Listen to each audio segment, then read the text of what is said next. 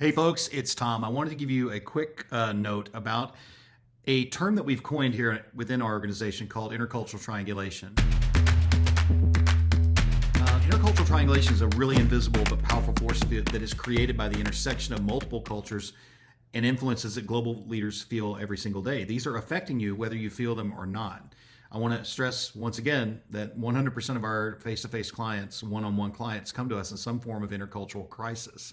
So oftentimes we don't see these forces until they've acted on us and put us into a position where we have to receive help. So what is intercultural triangulation? Intercultural triangulation is the effect that multiple cultures have on your own leadership style, on your own way of working through business problems and interacting with your teams. So if you can imagine it, there is your home culture. For my case, I'm an American citizen, so as I lived and worked abroad, I was pulled and pushed upon by my own innate kind of Americanness, which didn't always mix well with the Japanness and the Koreaness and the Belgiumness of the rest of my ecosystem.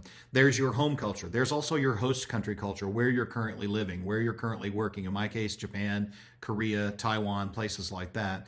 Then there's the HQ culture.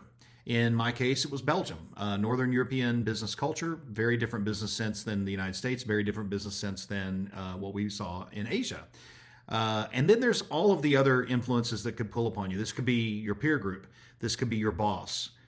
This could be the members of your team that might come from somewhere else. So in my particular example, I was an American guy living in Japan and Korea, working for a Belgian company, and I had an Argentinian boss.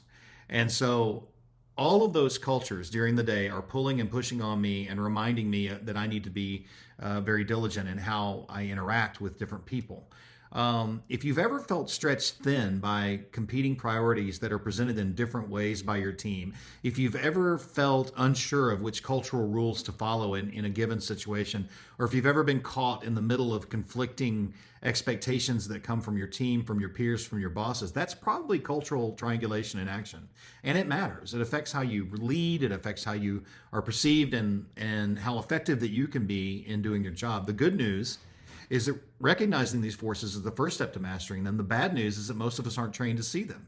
And so once again, 100% of our clients come to us in some form of intercultural crisis. So if you feel confusion about the cultural triangulation you're experiencing, if you're not sure how to reconcile this stuff, reach out to us and reach out to us early. We can help in giving some deliberate nature and frameworks around how to examine this stuff, and also to see how you can make your work better, faster. That's our job here at Cranberry. So thanks a lot.